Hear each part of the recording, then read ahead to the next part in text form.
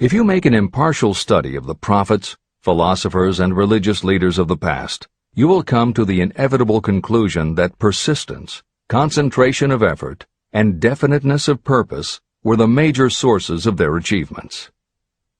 Consider, for example, the fascinating story of Muhammad.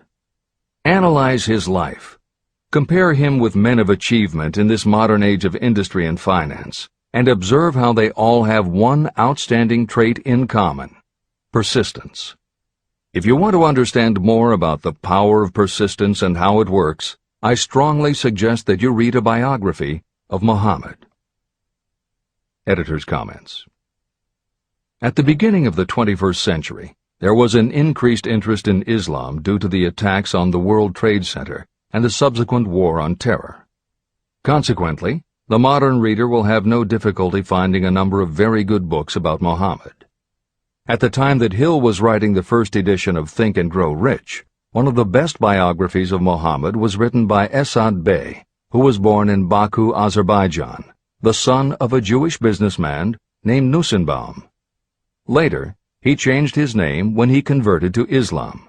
Napoleon Hill was very impressed with this particular biography of Muhammad, is clear from his recommendation, which follows.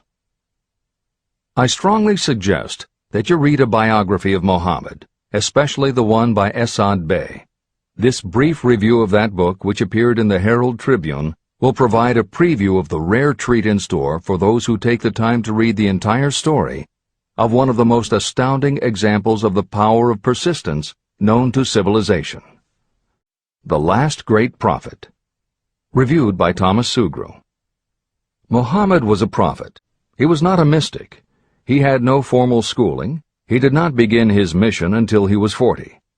When he announced that he was the messenger of God, bringing word of the true religion, he was ridiculed and labeled a lunatic. Children tripped him, and women threw filth upon him. He was banished from his native city, Mecca, and his followers were stripped of their worldly goods and sent into the desert after him. When he had been preaching 10 years, he had nothing to show for it but banishment, poverty, and ridicule. Yet before another 10 years had passed, he was dictator of all Arabia, ruler of Mecca, and the head of a new world religion which was to sweep to the Danube and the Pyrenees before exhausting the impetus he gave it. That impetus was threefold: the power of words, the efficacy of prayer, and man's kinship with God. His career never made sense. Muhammad was born to impoverished members of a leading family of Mecca.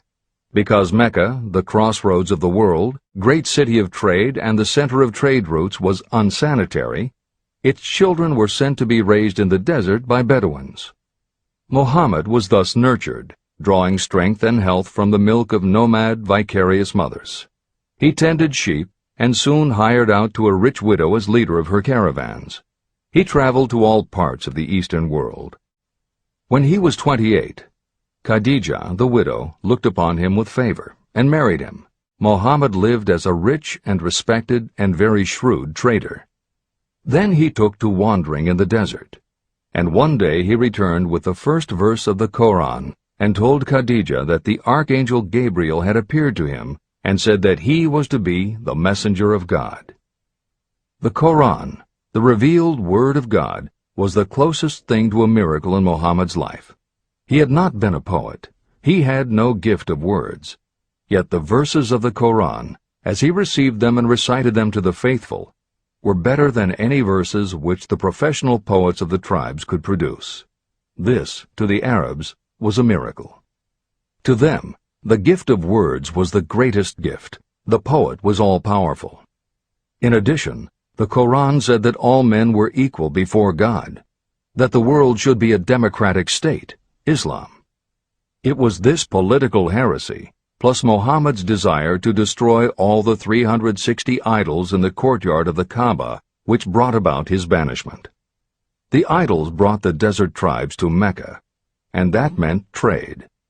So the businessmen of Mecca, the rise of Islam began. Out of the desert came a flame which would not be extinguished. A democratic army. Muhammad had invited the Jews and Christians to join him, for he was not building a new religion.